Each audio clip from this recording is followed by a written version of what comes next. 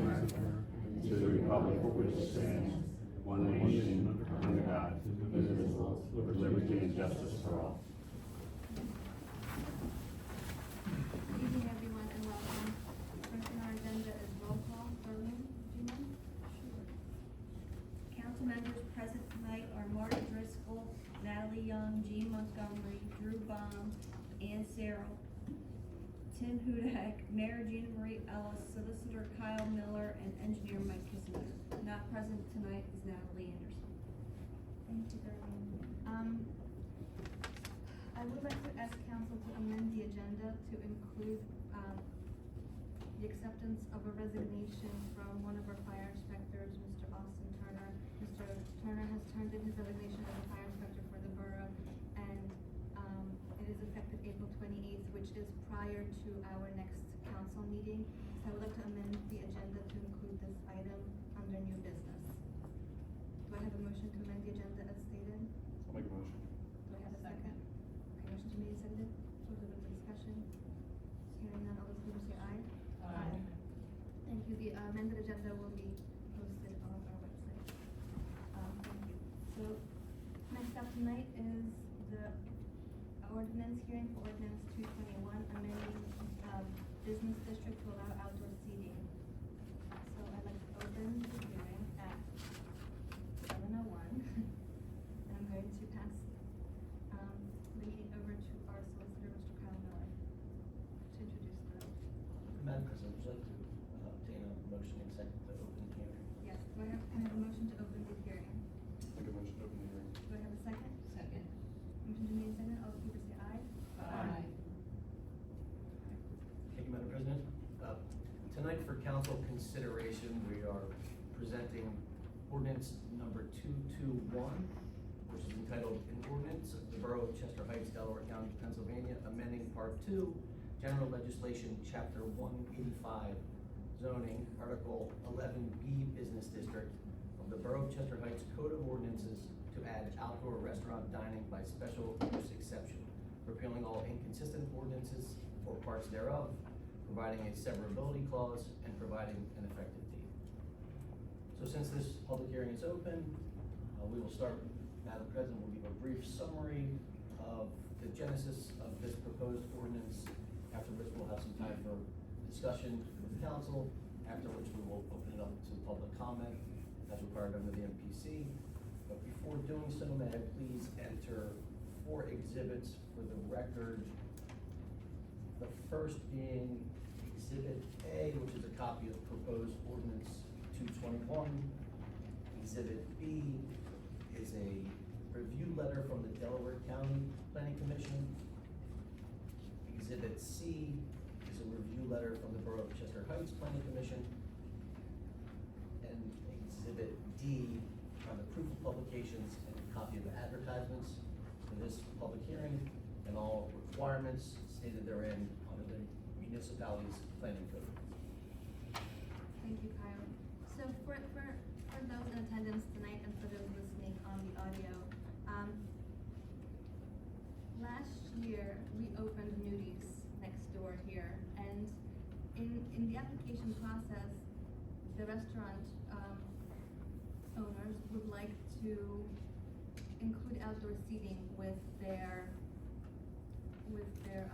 development of the restaurant. And what we found is that within the ordinances as we had them within our zoning code, there was no provision allowing outdoor seating in business districts in the borough. Even though other restaurants have used outdoor seating, there was nothing in our zoning code that would provide a method by which they could come before us and obtain permission for outdoor seating, because it was not permitted under our zoning code.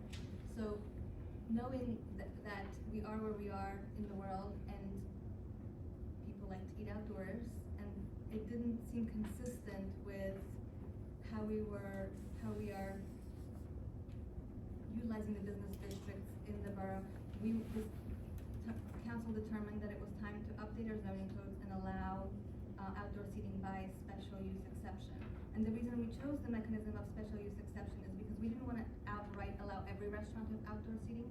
With the special use exception, it allowed us to have one more review. So if there was any restaurant that came in and they wanted outdoor seating, there would be one more opportunity for council and for the zoning hearing board to review the request and grant it if they need the provisions. And special use exception allowed for a lower threshold, lower burden on the applicant to show hardship. They didn't have to show a hardship in order to get the use exception. The provisions are a little bit more flexible. So that's how this came about, and that's why we're doing it. We want to be consistent with how we're actually zoning and how we're actually using our business district, and this ordinance allows us to do that, and it gives us a mechanism to do that in a structured way. Can I just make Yes, a comment please. for clarification? Yes, please. First, when you said we, there was an the nudies, we didn't open nudies, it's, and second, just for special exception, it's not something that comes before council, it goes before the zoning hearing board to determine whether or not it meets the application requirements. That's it. Thank you for the clarification. Sure. Appreciate that. Kyle, would you like to add anything to the hearing? I think you summarized it well, thank you. Okay. All right, because this is a public hearing, does an opportunity for public to address council and ask questions if they have any regarding this ordinance? Anybody in the first row? Anybody in the second row? Yes, sir. Hi, Rick Humani. How much seating are we talking about? It would depend on each individual request. How about with nudies? Nudies has to- They will have to reapply. Anybody who applied at this moment would have to reapply. And unfortunately, I do not know at this juncture what their original application was, so I can't do that. But once they do apply, there will be a zoning hearing, and then at that point, they will have to present their plans and what they're doing, and that'll be open to the public. Those hearings are open to the public to attend.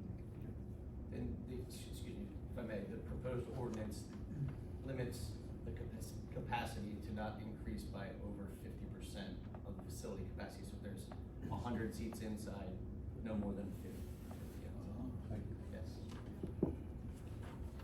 Anybody in the last row? Madam President, just to answer this question, not that it really matters, but I believe in discussing with the fire marshal that Nudies was looking for 45, 48 additional seats for outdoor seating. Just as a point of fact. Thank you. Okay, thank you. Or zoning. Familiar with the matter, yes. Hi, Eileen Lehman, Darlington Woods. So it's like a breakfast and lunch place, and they don't serve alcohol, right?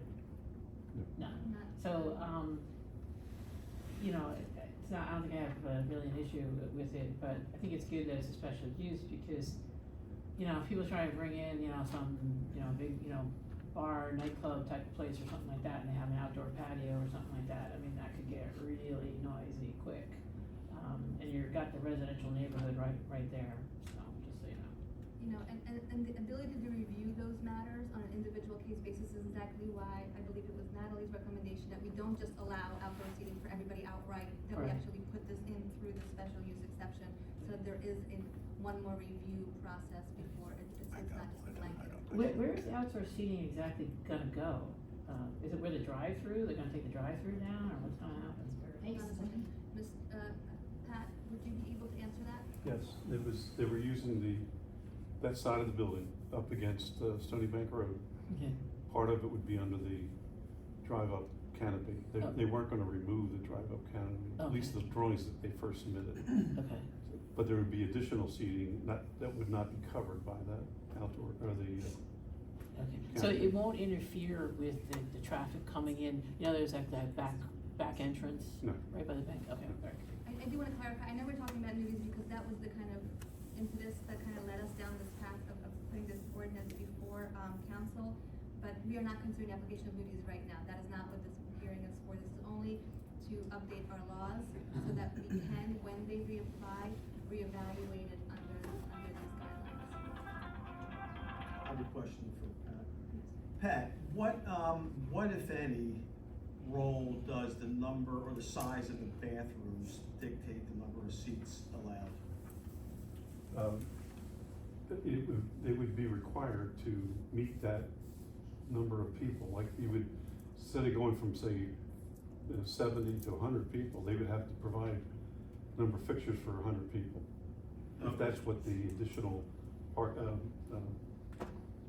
occupancy would be. So the additional seating outside would be contingent upon the size of the bathroom and the seating that was already approved for the Right. inside, is that sound correct? That's correct, as well as other issues, for instance, even parking Okay. would have to be considered too.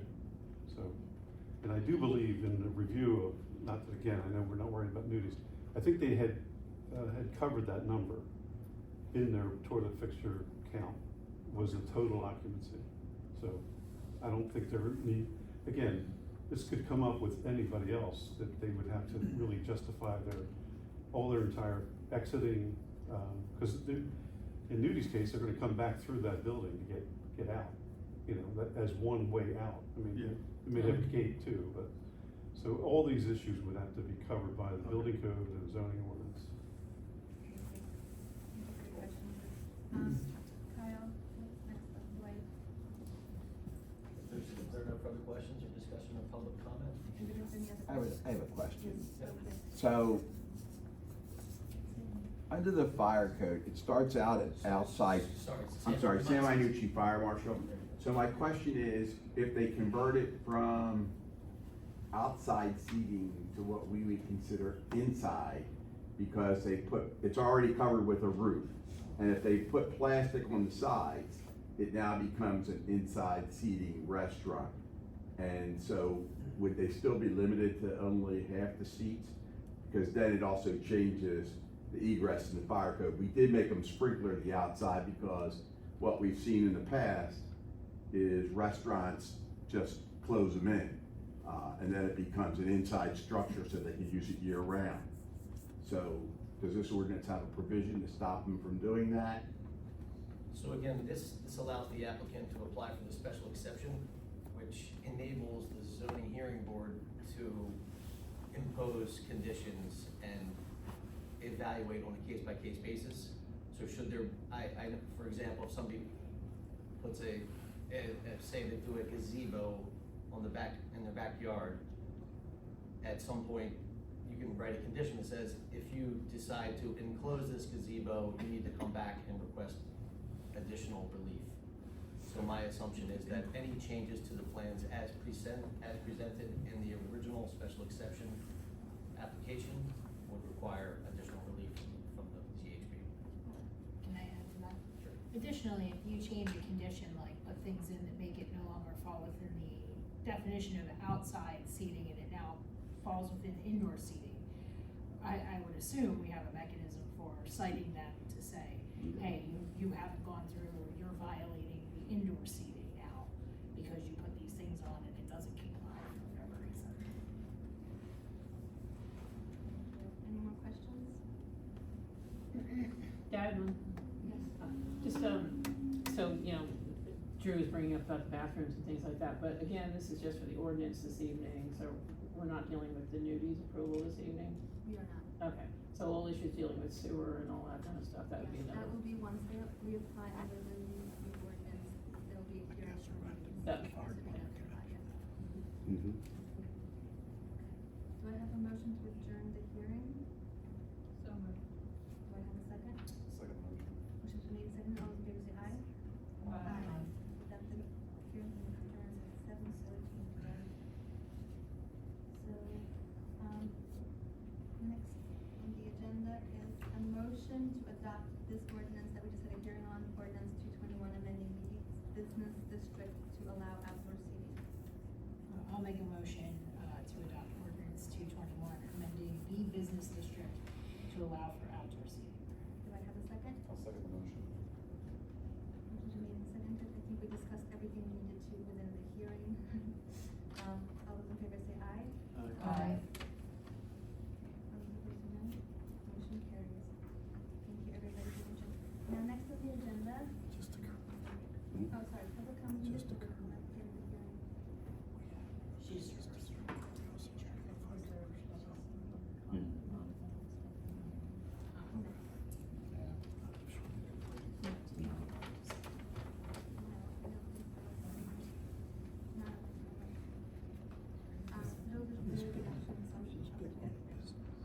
So, I'd like to welcome Kathy Spar from Delaware County Planning Department, who will present our, Vision Zero Delco for our adoption. Yes, my computer will wake up here in a second. It's very asleep apparently.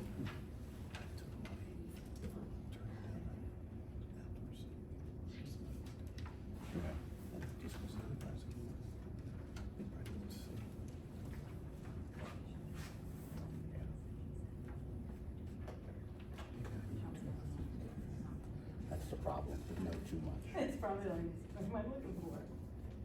It's not, it's, I have it on my desktop, so I don't think it's on the, yeah. You know, it's not part of your story, Kathy, but I Right, wanna. right.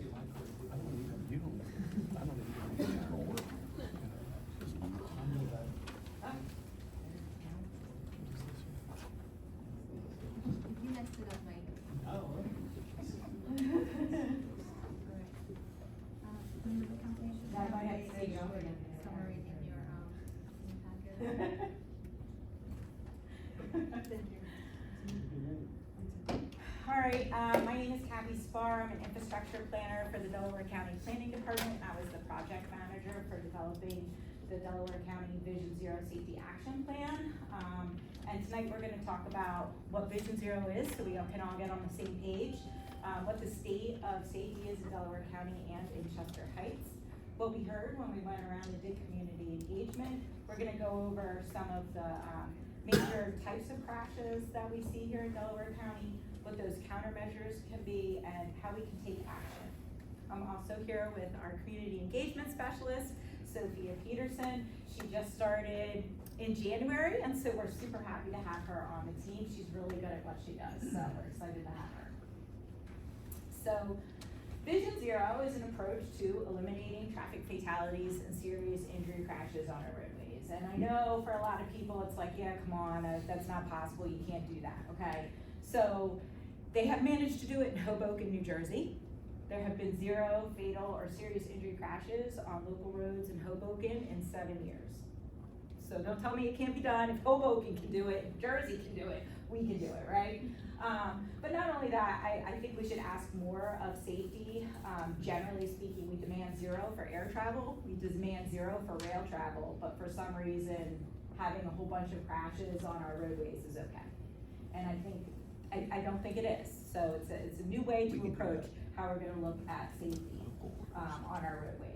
Roads should be safe for everybody, Right. and all of us are responsible for that safety. So, you know, that texting and driving, that, oh, I'm just gonna blow this red light because I could have stopped at the yellow, but I didn't. No, we're all responsible for that.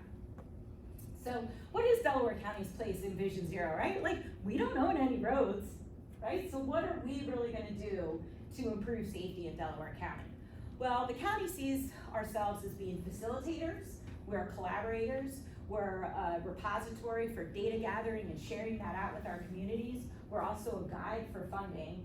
And at the end of the day, traffic safety is the foundation for which we wanna build all the other things that we do in the county on, like trails, like people who wanna bike. We wanna make sure it's safe for everybody. So what does it mean for Chester Heights? What can this do for Chester Heights, and why should Chester Heights adopt Vision Zero? Well, it unlocks federal dollars for you guys.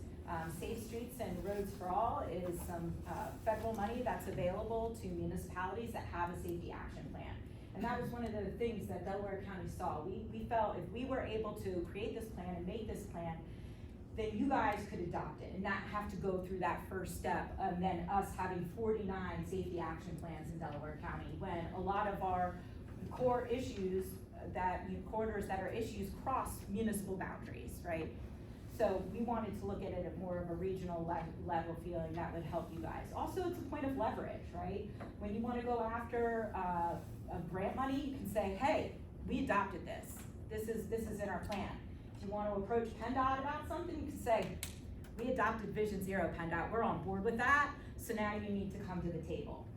DVRPC, they're all about, Vision Zero. They're working on a regional Vision Zero plan for the 9 counties in their region. They're gonna wanna come to the table because you have a Vision Zero plan adopted. It helps identify projects that you can focus on in your municipality. It provides opportunities to collaborate with your neighbors, like Concord or Middletown.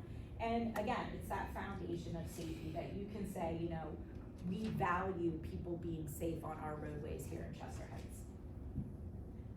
So let's just talk about what the state of safety looks like. So in Delaware County, 130 people died in traffic crashes from 2018 to 2022. 28 of those people were struck and killed while walking, and 2 people were struck and killed while biking. The data also told us that speed kills. This should be a no-brainer. When somebody's going 20 miles per hour and you strike a pedestrian, that pedestrian has a 10% chance, a 90% chance of living. But as soon as you go 40 miles an hour, that is reduced to only 20%.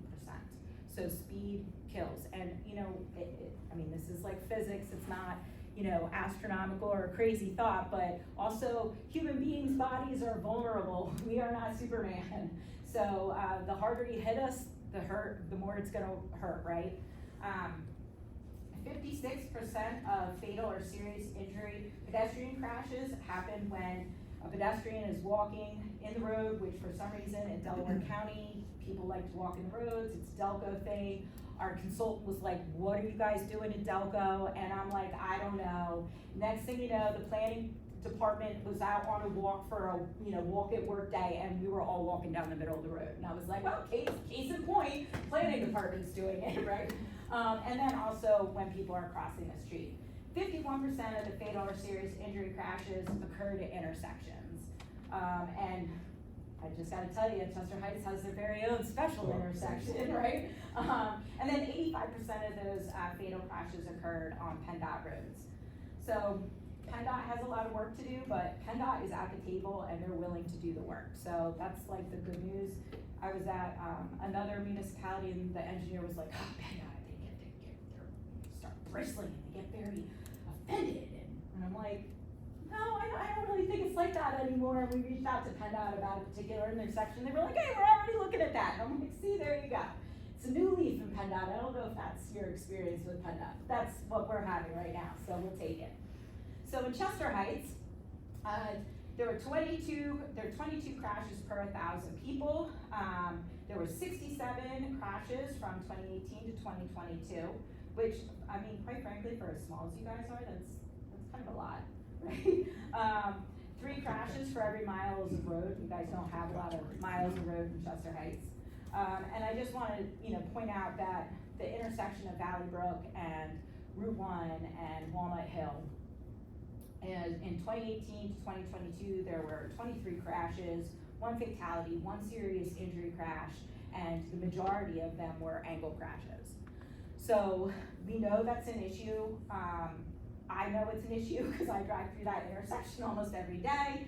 And you know, the queue backs up onto Route 1, as we all know, and I actually said something to PennDOT when I saw them the other day. I was like, you need to look at this, because it was backed up almost to Darlington, and that's ridiculous. You have people going down Baltimore Pike 55 miles an hour, and then you have a bunch of people backed up onto Route 1 stopped. It's not gonna end well, right? So, and I need to follow back up with him and make sure he's looking at that, because we were at a conference when I saw him. But, you know, we are definitely aware of this issue in Chester Heights. And, you know, we wanna come to the table and work with you guys on it. That intersection is part of our high injury network for Delaware County, which we call corridors of concern.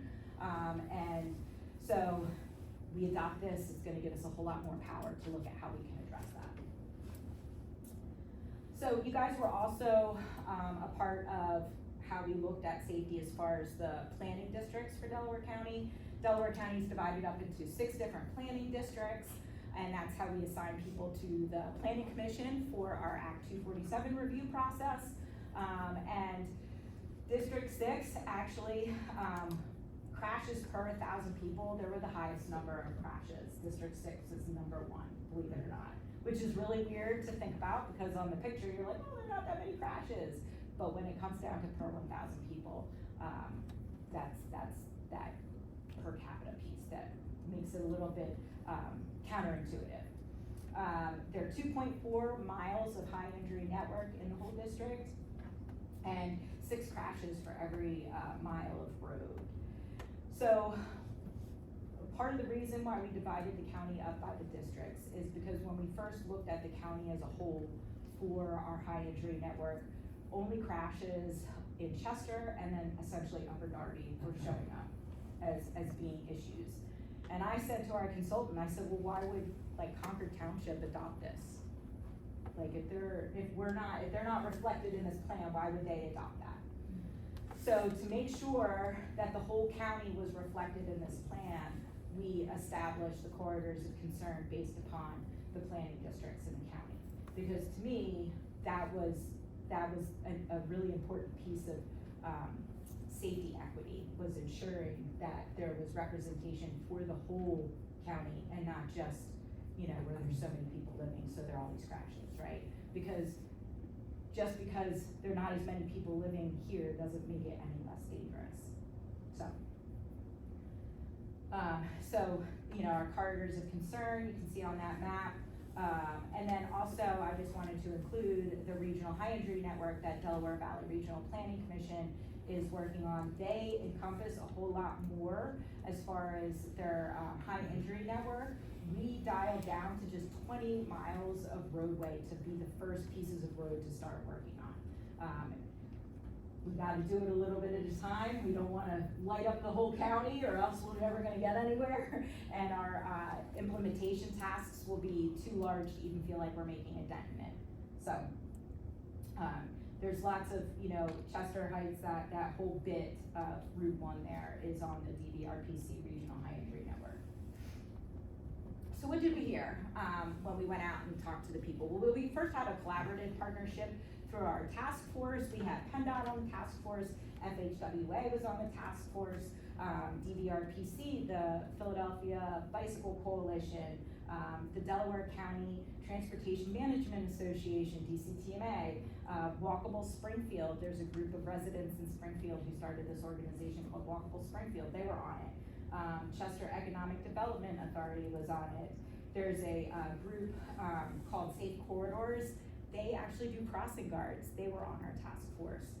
So we had them, and then we also had safety ambassadors. So we selected residents from each district around the county to help us do community engagement. And we wanted to work with residents because residents know their neighborhood and their communities best. And so they were able to go into their communities and talk to their neighbors and go where they knew they needed to go to meet the people and hear their voices. And we did that because we wanted to make sure that this engagement was rooted in the community. We wanted to make sure it uplifted perspectives and experiences of people who likely have never interacted with government before. So that was really important to kind of get a good perspective, a real perspective of what was happening in Delaware County as far as road safety goes. They were everywhere. They went everywhere. They were at libraries, they were at YMCA's, they went to farmers markets and blood drives. I mean, we're better to get somebody to fill out a survey than when they're strapped, giving blood, right? Nothing better to do.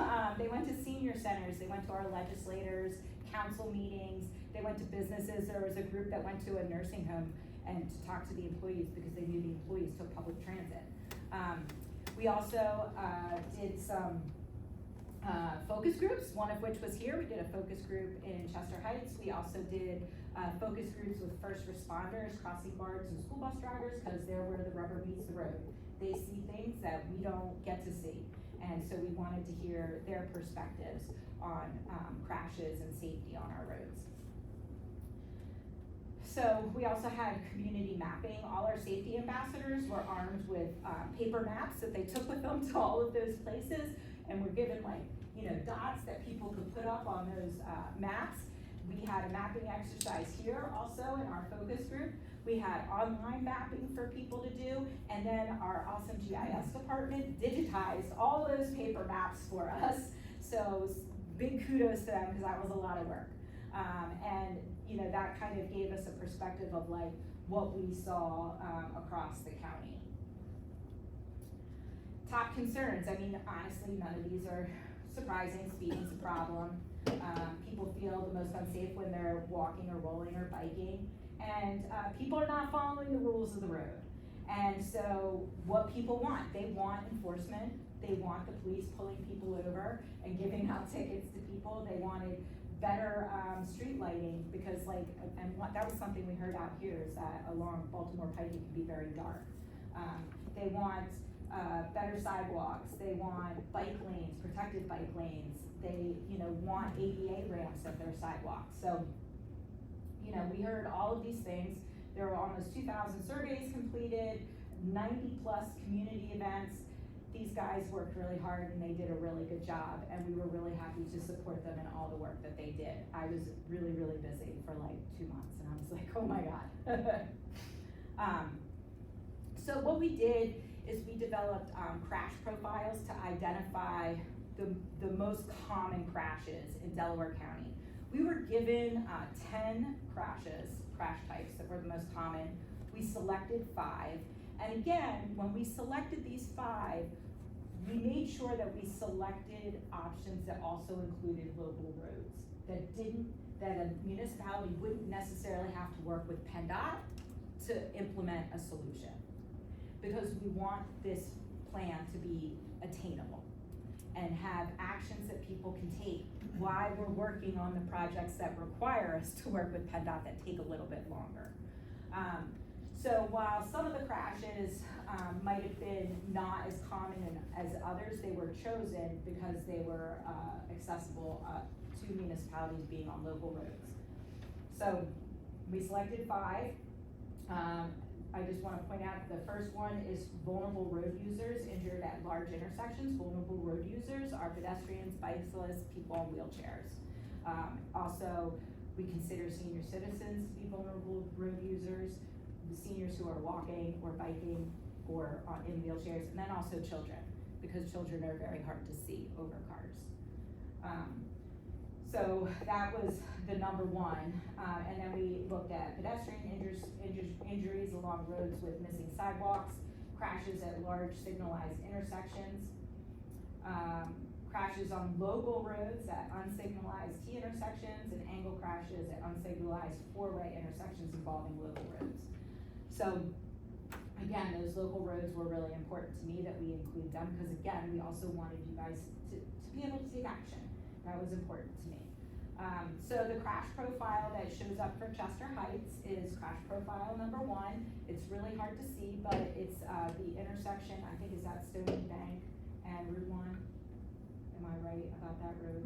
Yes, okay. The one on the border of Concord? Yes, Yeah. yes. So I think the crash history indicates that there was a vulnerable road user that was either severely injured or injured, maybe even, I think that might be a severe injury crash, as I recall, at that intersection. And so that's part of the reason why that one showed up there. And so that, I think, also fits into some things that I've heard in conversations, like when we were here during the focus group from folks in Chester Heights, that they want to be able to cross the street to get over to Ashley's, right? Like if you live in Darlington Woods, you want to be able to walk over to Ashley's. You don't necessarily want to have to get in your car to drive over to Ashley's.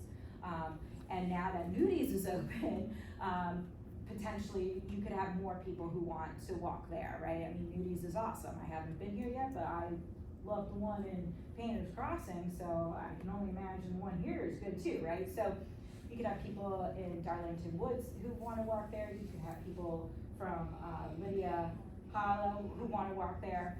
So, I mean, it's so close, like why should we have to get in our car to drive there? So it's definitely something that, the county would want to work with you guys to look at, to work with PennDOT, and how can we make this a safer intersection for pedestrians and vulnerable road users. And just generally, when you make it safer for pedestrians, you're also making it safer for vehicles as well. So we also developed countermeasures on what those quick tools that you could implement at those crash profiles could look at. We built a toolkit. And so potential quick builds for Chester Heights for this crash profile. These are some of the solutions: having high visibility crosswalks. Those are the zebra striped ones. Pedestrian countdown timers to give people, let them know how much longer they have to cross the street. Also what's called leading pedestrian intervals, that gives pedestrians a head start to cross the street and no traffic is moving at all. So these are just some of the solutions that, were identified through our toolkit. We also provided a couple examples of countermeasures and actions, just so people can visualize those things, because sometimes it's hard to what does that look like, So we provided a couple examples. This particular one is Edgemont Avenue and Cambridge Road in Brookhaven. People are probably familiar with that intersection. It's like where near the Giant, the new Giant, and then the Aldi and stuff on 352. So taking action. So what are the next steps? So we developed 43 safety recommendations. Some of that is the data, and that the county will be in charge of creating and maintaining a Vision Zero dashboard. That's actually done, it's been completed. So yay us. We wanna create traffic calming guidelines that municipalities can use to do traffic calming in their municipalities. We want to work on coordinating a crossing guard summit, because that was actually something we heard from the crossing guards. Believe it or not all crossing guards in Delaware County receive training. Apparently they just get handed a stop sign and a yellow vest and they're sent out on their merry way. And so we wanna make sure that all our crossing guards are receiving that. Obviously here in Garnet Valley, we don't have crossing guards, but certainly, Upper Darby and those other areas do. We wanna make sure that we're incorporating Vision Zero into our Act 247 reviews, and we've already started working on that process internally in our own department. We wanna continue with the Vision Zero task force, and one of the things that we wanna do is work with the motor vehicle services to distribute information on Vision Zero, because we also need to do some education on that. Our data is divided into different categories, so our recommendations are divided into different categories, so data, design, education and training, land use and planning, policy, and programs are the different categories. So the county's priority actions is to create and maintain this Vision Zero dashboard, which we've already done. We're working on developing a rapid response team and what that might look like. As far as if there's a fatality, we're thinking about having it be related to a vulnerable road user versus just all crashes with a fatality. We wanna create a corridor of concern response plan. So how are we going to work with PennDOT to start addressing these corridors of concern? So let's get together with PennDOT and figure out what the plan is for your guys' corridor of concern. We wanna make sure we're doing what we're doing right now with all our jurisdictions in Delaware County and educate them on Vision Zero and the opportunities with that. We wanna continue to do regular pop-up events along the corridors. We actually were at John Kane Senior Fair doing some education on that. And we also wanna work with our elected officials on educational materials and talking points. And we want to explore some automated speed enforcement with them, because that was actually something that we heard. And how can we make automated enforcement available to more municipalities, because right now it's just not. And that would help lighten the load for our first responders, so they can worry about more serious issues than just somebody speeding, even though speed kills. So this is our Vision Zero dashboard. Like anything you can imagine is there. There's a crash dashboard. There is, you can dig into all the community engagement and look at that in a bunch of different ways. You can dig into the recommendations and actually track how we're doing on our safety recommendations. There's a municipality tracker, so we're checking off the people who are working on adopting Vision Zero or who have passed their Vision Zero resolution. So Upper Providence was the first one. If you guys do it, you'll be number 2. Just saying, number 2's not bad. And so lots of different ways to dig into the data. Pretty much, I tried to build a website that was the report, but in an interactive way, so you can dig into every aspect of what we looked at and what we learned. So I encourage you to go check that. There's also a pledge to be a safe driver. I also encourage people to take the Vision Zero pledge, because again, we are all responsible. And that's all I got, so if there are any questions, I'm happy to answer questions. Yes? I have a question. You mentioned the State Streets for All program, and I know that, I believe that's a federal program, right? Yes. And I know it provided funding, for, I guess, the Tri-County area quite a bit in the last couple of years. Is there still funding Yes, available under there that? is, they just opened a new March. grant, yeah, it's in March, it's due June 26th. So there are two different categories for that funding right now, there's planning and demonstration projects, and then there's the implementation. The county actually in, 2023 went after a demonstration project, SS4A grant, we were awarded it for, $261,000 to do demonstration projects, centered around 2 school districts in Delaware County that are underserved. And so it's Southeast Delco and then Chester Upland, and Sophia and I are working on that. We're gonna actually work with the students and engage them and teach them how to do walk audits, and hopefully send them home with a tool that they can then, do a walk audit in their own neighborhood, and bug their mom about, going to council if they want, and saying, this isn't safe. And then the goal is, Sophia and I have big dreams, so we'll see how we do. But we want to have them help us design what the quick build's gonna look like, what art they might want in there, have an art contest. And then when we deploy it, we're looking to do a block party and have them help come out and paint the streets. So we really are, looking at it as a whole educational opportunity for the kids to, take ownership in something, but also hopefully have a good experience with government and that we can do good things. As a follow-up, can municipalities apply for that, or is that, it's not just county-based? It's not just. I wasn't county-based. sure. Municipalities can apply for it if they have a Vision Zero safety action Okay, plan. so you need the plan in order to. And that's what we did for you. You don't need the plan if you're doing, if you're currently working on a safety action plan and, just going after demonstration projects. If you're doing implementation, you have to have that safety action plan. So, does it have to be a Vision Zero if you're doing implementation, or can it be your own approved No, safety action? It has to be a safety action plan that meets a set of criteria, which we made sure we met. Okay. There's a chart in the grant that enumerates So, 8 different things that you have to meet. Yeah. Like, this is the key that unlocks the door. This is the key that unlocks the door. We did the work for you. Appreciate it, thank you. Yeah. Yeah. So question, this is a lot of work, I can't imagine what it took to get to this point, but what does this mean specifically for our borough? I don't think we have one sidewalk on one road in this municipality. Sure. Travel speed's the big thing, volume of cars is another thing. You had mentioned about crossing, if you can find somebody to volunteer to be a crossing guard at Route 1 in Valley Brook, I'd like to meet them, and see what's studying I'm back with you there. on that. No pedestrian crossing permitted. Yes, So we Yeah. no pedestrian crossings. So, in there. and a lot of those state roads and major thoroughfares that come through our Mhm. town don't have the opportunity for sidewalks because of topo, grading.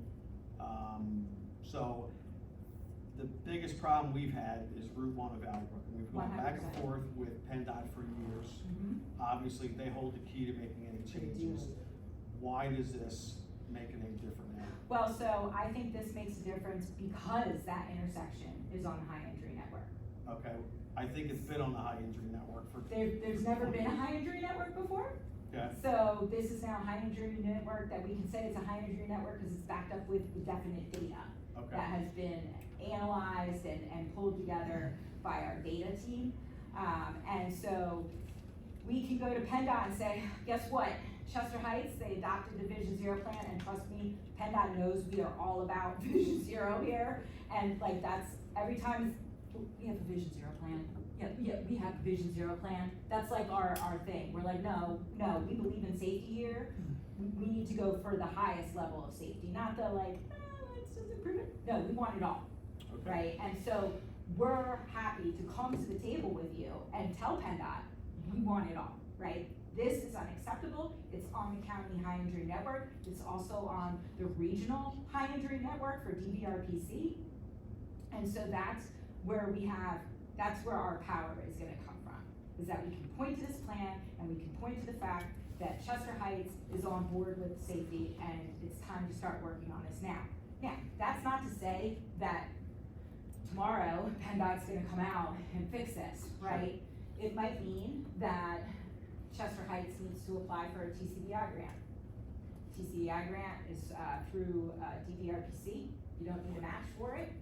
And you say, hey, you know, this is our high injury network, we wanna study what improvements could go here, and, you know, hire a consultant to do that, and work at what those solutions are. And then have a timeline, a plan with a Right. scope and a timeline. And then that TCDI grant would provide you with next steps on like, okay, now we know what the solutions are and what the alternatives are, right? This is our preferred solution, and these are the next steps to get it there, right? This is where you need to go get more money, or this is how we get you on the transportation improvement program, which is known as the TIP. That's how you get federal dollars, to come to your project and improve this corridor. And, you know, I think there are other things that we can say, because with people backing up too, it also is a congestion issue.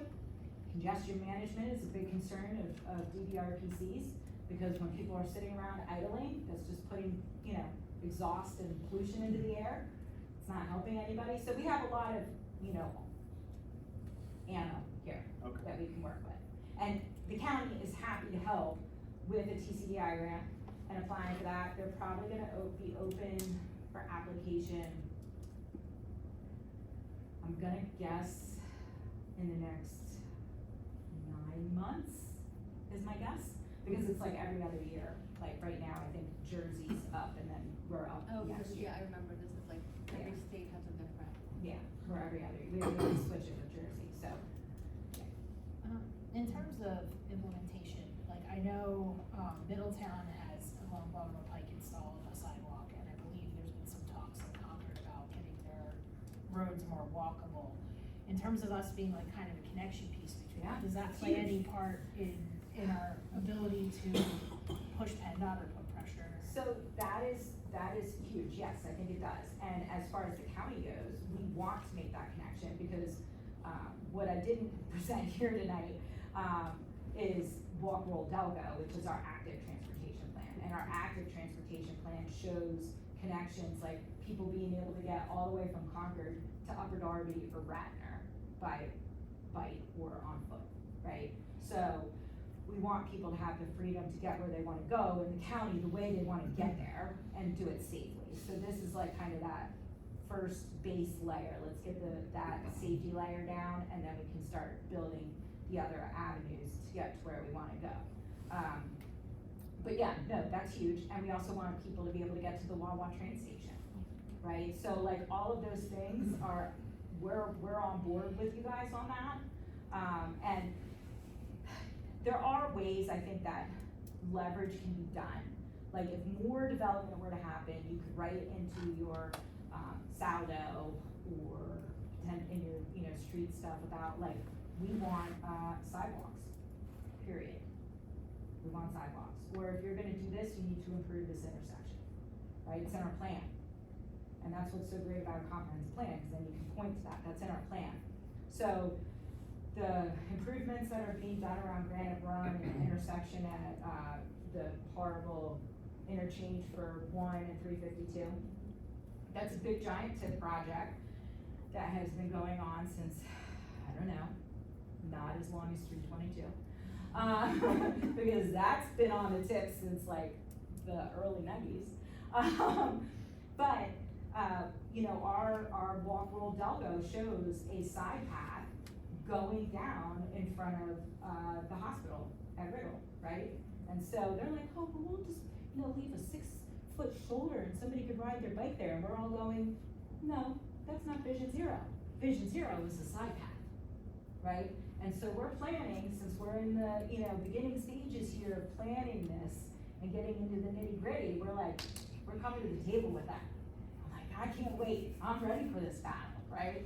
Because safety is key, right? And so, you know, Delaware County is always, our planning department's here for the battle, right? Like, we're ready to go.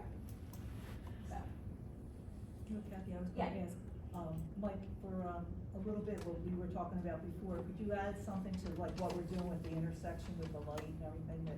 Sure, so what we've realized is that there's not enough time designated for the left turn. right, So what PennDOT has actually has studied the intersection, and we've worked it with the two intersections in Concord, because they're actually tied together. They've done this study, but we haven't gotten the results yet. Basically, they came back and said our signal controller had two problems with it, a GPS time clock and a processor. So until we got those two rectified, we didn't get the result of the study. Okay. But, so we have a lot of problems with people queuing on Route 1, and Yeah, it needs about 10 more seconds. yeah, the queue doesn't empty. Yeah. Right. And so it needs about 10 more seconds to left, and then that can fix a lot of our problems. Yes. But they have a study, but they just haven't given it to us yet. Okay. So, Who were you working with? Margot? Okay. Alright, so I mean, we usually deal with Ashwin. Yeah, Right. well, so I guess Margot is more, I guess, maybe the local, like our rep, and then I think, because Gannett Fleming did the study. Okay. So I know that Gannett did the study, because they reached out to Concord and everybody else. Okay. So, but so that's kind of where we're at with it.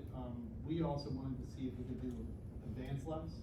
So the point of the study is to figure out if we can get the warrants, to meet the warrants to do just straight Right. advance. But that's what we're kind of waiting for, and we understand, and then it came down in the storm, right? So then the pole came down, now storms went back up. Right. And that did some more work to the processors and everything for us, that was a lot of fun. But, so long story short, we are kind of in a waiting pattern, they are talkative, they are communicative. Yes. And, but we're just, right now, they're kind of holding back on some info that we would love to have sooner. Okay. I'll see if I can reach out tomorrow when I'm at work, see what I can find out. I'll follow up with, so I talked to, Matthew Anderson at the Vision Zero conference in Temple, and talked to him about this, and I want you to take notes down, so I can, follow up with him tomorrow. Okay, yeah, and Yeah. Concord and Chester Heights are in this corridor working Yeah. together, so, and even, Concord's engineer happens to be familiar as well, so Right. they're like, you need 10 more seconds, and everybody kind of agrees. Absolutely. But, I mean, so like, yes, you need 10 more seconds, but I also think there needs to be like a walkability factor, that's available. I mean, come on, like, SEPTA has a bus stop, like, right there. And I'm like, why? Who's sitting at the bus stop for that? You're gonna die, right? Like, so, I think what we need is a depth. what? No. Yeah, no, Like, there's- there've already been, this intersection, so. So my question for you, to the common person sitting here tonight, what is the big deal about adding 10 seconds to a left turn signal? Please, please tell me. That's probably about 10 more cars get through the intersection to turn I left. rephrase that, why is that such a big deal for PennDOT to approve that, is what I should have said. So I always call it, And how much money are we paying them to do a study on this? we're not paying them anything. The Why? study, PennDOT's doing the study, but. Not us, but taxpayers of Pennsylvania. That's true, I don't know how much that. For how 10 much that seconds costs. for the turn signal, right?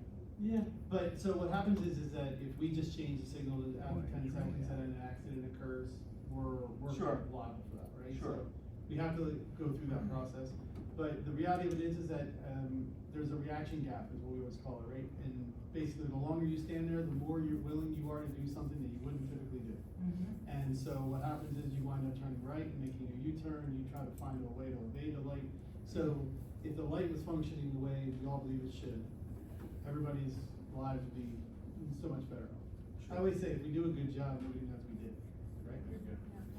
Well, and that's true, and I had a conversation with somebody from PennDOT, and they were like, I said, what ends up happening is that people turn right onto Walnut Hill Boulevard and then do that U-turn and go, straight across. And they were like, well, just put a no U-turn sign at Walnut Hill We did. Boulevard, and I We said, did. okay, I said, but they don't have any local cops, and the state police aren't going to enforce that because it's a local thing, right? And he was like, oh, and I'm like, yeah, like, these are the things, right? And we even asked for, they allowed us, PennDOT's allowing us to put a custom sign on Route 1 about 250 feet back that says, no U-turns from Walnut Hill.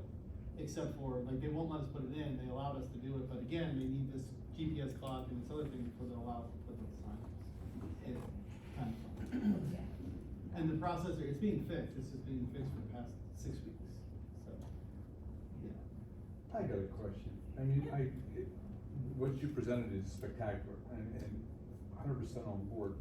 But we've been living here for just about 5 years. And it sounds like a lot of these issues have been going on for quite a while. What kind of leverage do you have to get this stuff done.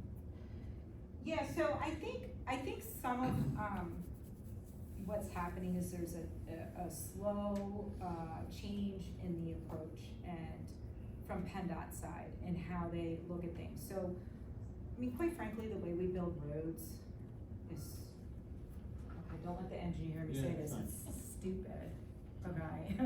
So we build them to the 85th percentile of speed. So if you want your speed to be 45, then you have to build a road that is like 85% of that. Am I saying this right? It's bigger, right? It's bigger, yeah, it's bigger, but like, essentially, it's saying that it's okay if you go like 65, right? Like, you have to build the road for that, even though you want people to go 45. So the great example I use is 322, that new section, right? It's 45 miles an hour. Who goes 45 miles an hour down that new section? I mean, it's like brand new, the pavement's smooth, it's wide, it's straight, there are no lights, and then there's a hill that you go down. I mean, it's like yells at me to go 70. And trust me, I do like to go fast as a driver. I'm not gonna lie, I'm not even gonna, so it's really hard to go 45 down that road because it's telling me I should be going 70, right? And all these people are passing me. So why would we build a road like that if we actually want people to go 45 miles an hour? Because that's the law, number one. It's written into the law for that. So, but there is a slow change, and I think it's actually picked up speed with PennDOT to get on board with thinking about how we build roads and what safety really looks like, and that not everybody has a car, right? And if we really want to be, an economic engine, then we need to make sure that everybody can get to work the way they need to get to work. Whether that's by bus, whether that's by bike, whether that's by car, whether that's by foot, right?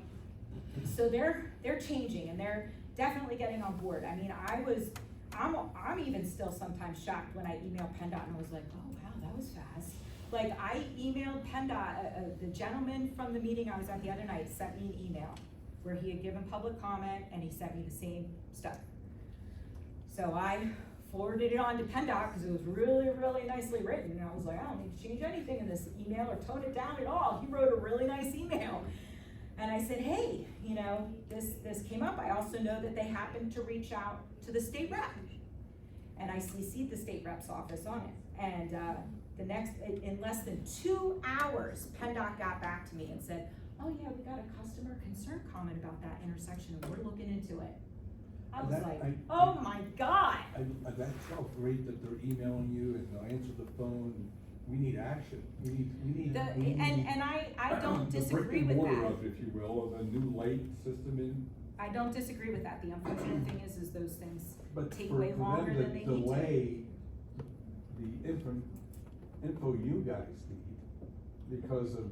Yeah, but to her point, the PennDOT's really taken a strong stance of trying to focus on the safety. They've done a ton of studies on bike, pedestrian, and safety, and even mass transit, right? We want people to use mass transit, yet we make it so hard for them to do it, right? Bus stops are big blocks usually, right? So in order for you to use the bus to come to and from work, you gotta walk at least on one of those approaches. You're gonna have to walk a couple of extra blocks to get back and forth. It's gonna get worse with septic. And it's gonna get worse if you don't have crosswalks, you don't have, pedestrian signals, and you're forcing people to cross roads they shouldn't cross. So, but I 100% agree that, slowing down the speed of the roads is the actual answer, and doing it by traffic calming, by center islands, by different things that they've tried to do. But, it takes time, but this is, like you said, there's only one other person that's adopted this, right? So. Yes, and I don't wanna, it is gonna take time, but it also takes money. Yeah, well, that's And the the more other money it key takes, part. Yeah.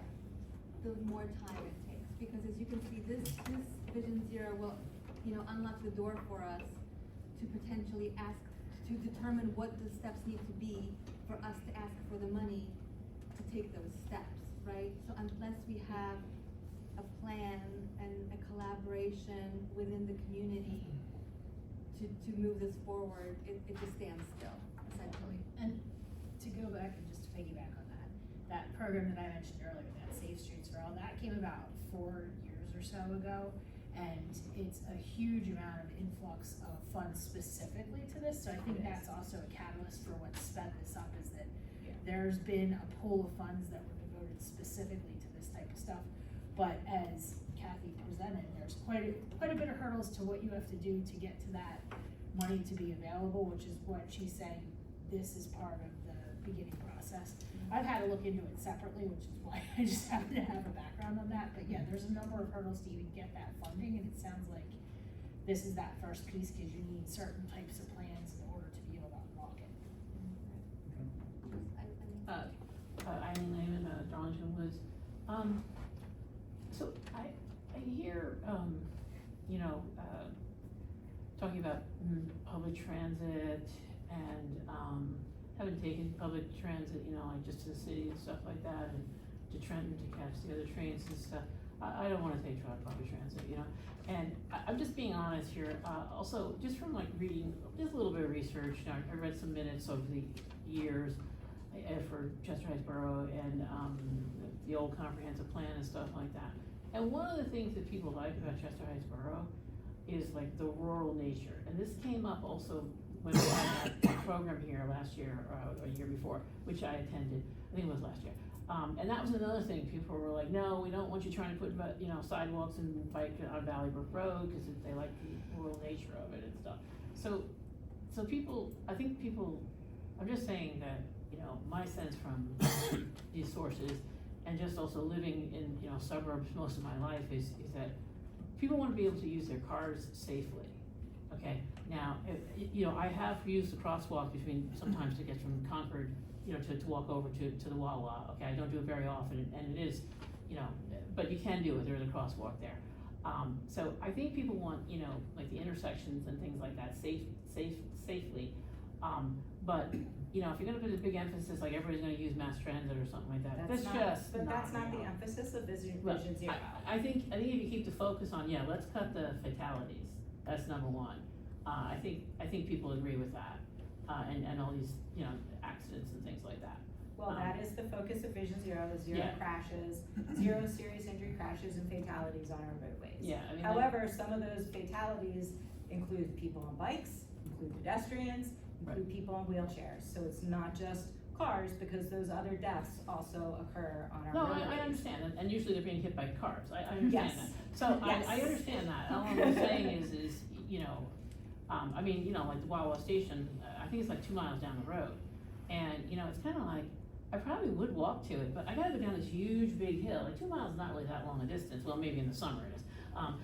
You know, if you gotta go to work and you got a sweaty shirt, you know, but, you know, it's kinda like those big hills, you know, and everything you gotta get by, and the traffic is going like 70 miles an hour. I'm not looking to have anybody Right. ride a bike down Route 1. But, But if there were a side path or a trail okay. to get to Wawa Station, Okay. that would be a better solution. Okay, but I'm just saying that, you know, people kind of move to the country and rural areas, cause, well, areas with a little bit of grass around, is because they like it, you know, No, that's what I'm and saying. I understand that, and, you know, I don't think the end result or anybody's suggestion would be to have anybody bike down Route 1. Okay. Although there are people who do that, and I think they're insane, okay, I'm not gonna lie, I've seen, and I'm like, you're crazy, right? But the goal is to, you know, tie this in then to the active transportation plan, which looks at side paths or greenways to get people connected that aren't necessarily on the road. Okay. Yes. Do you find that the major hurdle with this is that Delaware County has to be retrofitted after so many years of land planning that either went awry, or as opposed to out in Arizona, when they blow up 1,000 home, development, there's full bike lanes, they're making these improvements from scratch. Here, we've had our restrictions on right-of-ways, sidewalk areas, Yeah. setbacks for buildings. Some of these areas, it just won't be either feasible or be able to make safe enough. Yeah, no, and that's like a huge hurdle, and and I think the biggest hurdle with that is like the money piece, right? That the retrofit costs how much money, I mean, you know, we got a grant for Route 291 that we got put onto the tip, after doing the TCDI study, to improve the safety along there, because Route 291 is one of the most dangerous corridors in Delaware County.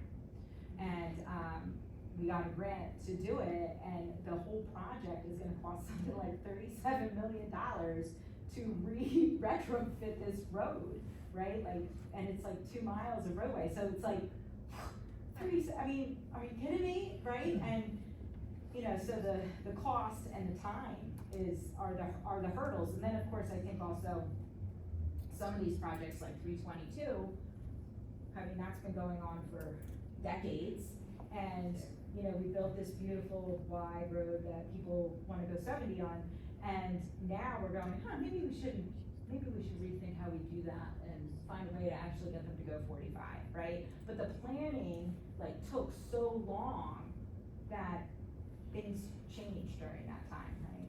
I mean, the same thing essentially with Route 291, right? It used to be a little urban road, and then we were like, oh, a boulevard, it'll bring people, because it's a boulevard, except people go 55 down there, and it's a 35-mile-an-hour road. So, here we are, we're gonna be narrowing it and putting in the East Coast Greenway. Oh, what do you tell me, road diets?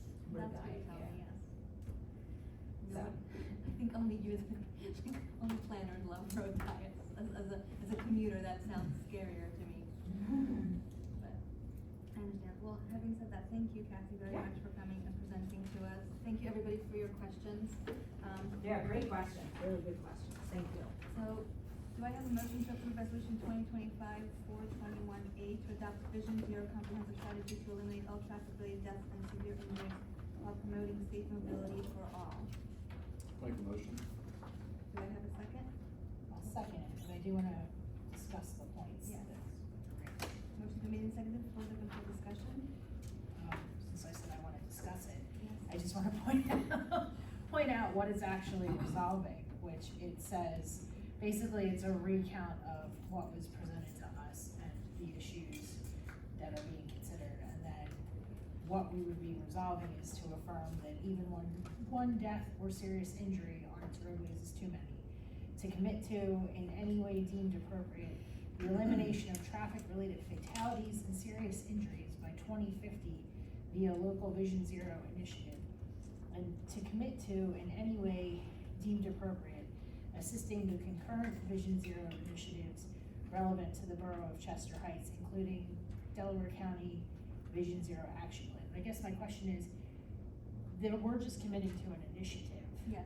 by this, and at this point, nothing further, any further No steps will action, need approval. No money, no nothing, we're not asking for money, imagine that. It's The county's on not the asking for road. money. We're adopting this plan.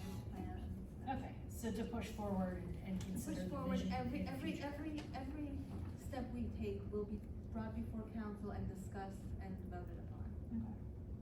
It will be, obviously, we will call back to it and say, hey, this is what we adopted, this is why we're doing it. you know. Right, and But- I understand that, but we're basically saying we're gonna recognize this as an initiative moving forward and to And then work we- towards it. Yes. Yeah.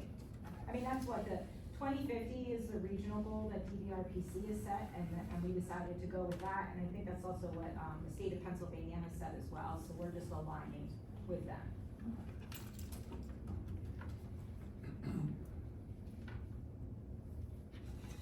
Okay. Thank you very much. I think we've taken a public comment for this. All those in favor say aye. Aye. All those opposed say no. Okay, motion carries. You can put us down as the second municipality to adopt. Bet, that's the first thing I'm gonna Vision do at work tomorrow is change you guys to a different color on my map. And then bother Penny. We need that Stony Bank. Alright, and then I'll call over to Concord. Are you guys coming to the DCTA Municipalities Conference When is that? next week? It's on the 29th, it's a Tuesday. We're gonna be hitting up a lot of people. What time is that? It's in the morning, all day. Full day, it's like 7 to 7 to 2. But municipalities get to go for free, and it's at Drexel Brook, so you get good lunch. Just saying. I don't know, that day seems to be packed. So, sorry. But we'll be bragging about you guys in Upper Providence, so. We'll be on LinkedIn tomorrow. Yeah, we're gonna be on LinkedIn, promise, so. Thank you. Now it's the big time, you're gonna be on LinkedIn. Yeah, wow. Thank you. Thank you. Thank you. right, No, no. public comment for the Vision Zero. Move on to solicitor's report. Kyle, do you have anything? Not much, just a brief update. Yeah. Alex and I bounced a few ideas back and forth on the steep slopes ordinance, so I guess we're still working on the locations and Okay. technical parameters, et cetera. We also reopened a few examples for the historical preservation ordinance. Okay. So still looking at, trying to compile this inventory list, but, found a few that seem quite similar, so I think we have a very good baseline for that, and some good templates, examples. And then just monitoring some of the PAL and items and continued communications. And lastly, responding to some right to know requests and some subpoena requests. Darlene and Christiane have been especially helpful tracking down some of these older agreements and things that are not especially easy to find for us, but they seem to have them organized and accessible, so my appreciation goes out to them. And that's it for me. Okay, thank you very much. Mike, you're next up on engineer's report. Yep, this month we did a bunch with the signs are ordered, and we're pushing PennDOT for that custom sign that we were just talking about. We have investigated a couple different, complaints people might be working without permits, so we would take a look at that. And, we're also looking at the Ontario Chairs as-bills. We finally got, an as-built of that road that they'll be looking to dedicate in the near future, so we're looking at that and reviewing that. And also under the road program, we did do the road scans, and we're just creating the program going forward in the next coming weeks. How much longer do you think on that? I think the data should be all processed by May 2nd, so by the next meeting, we should be able to report back, or at least by the 19th. Okay. And you mentioned earlier that somebody might be wanting to come for the May 19th meeting, the bridge folks? Yes, the bridge, the county engineer would like to come give a presentation on the bridge. Does anybody have an objection to having the county engineer talk to us about the Matson Bridge on May 19th? No? Okay. Darlene, we need to make a note to put that on the agenda for the 19th. Alright. It'll be similar PowerPoint, and just discussion of road closures and what their current plan is. Is Matson a state road or borough road? I'm sorry. It's a state road. The bridge It's a is- borough road. It's a borough road, the Was it- bridge is the county bridge, and then, they plan to redo the intersection as well. So not just the bridge, but the bridge work will extend into the intersection, which is the state road. Okay. You say the county bridge, is the county responsible for replacing it? Okay, perfect. Wow, we got all three, that's a trifecta in that one. Yeah. Ooh. Why is it a county bridge if it's on a borough road? I think it's because of the stream designation. Okay. That's where you get the trifecta. Thank you. Okay, next up on the agenda, we have all business. The members of the task force have requested,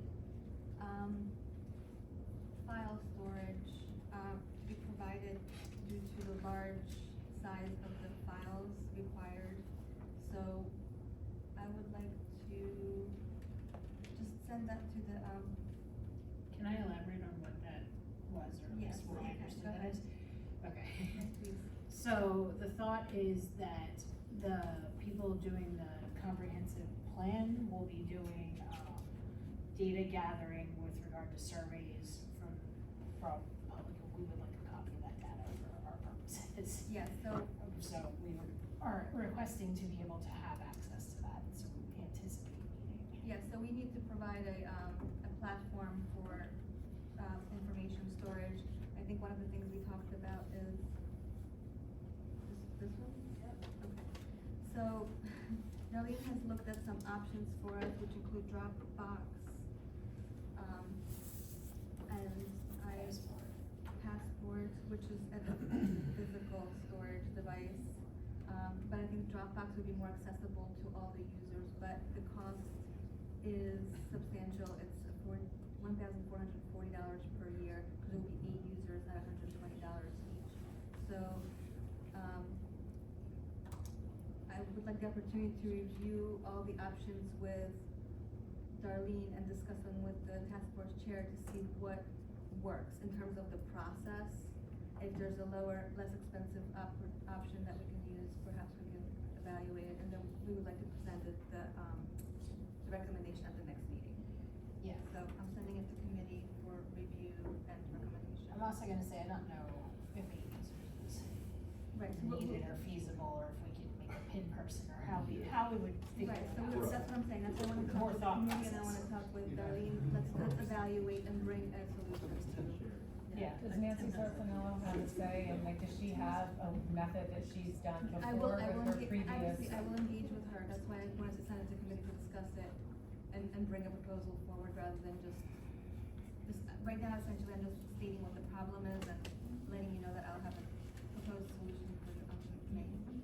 I mean, I just figure the consultant is Yes. probably the subject matter expert on this, because this is what she does for a living, working with municipalities. Absolutely.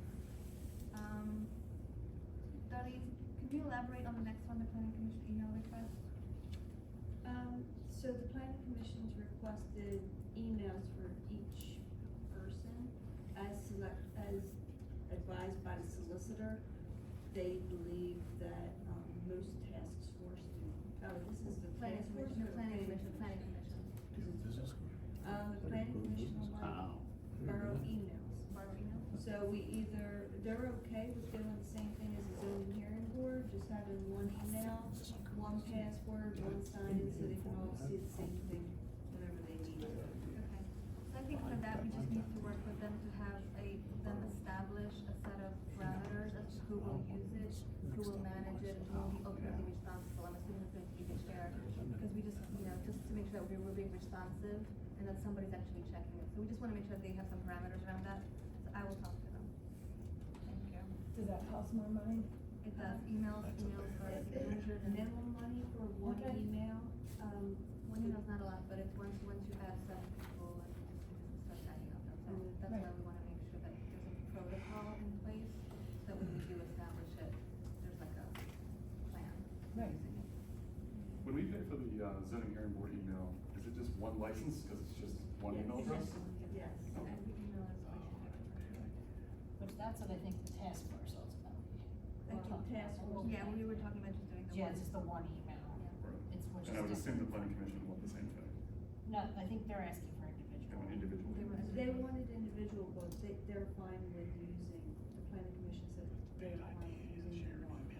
They can all gather, see the same information.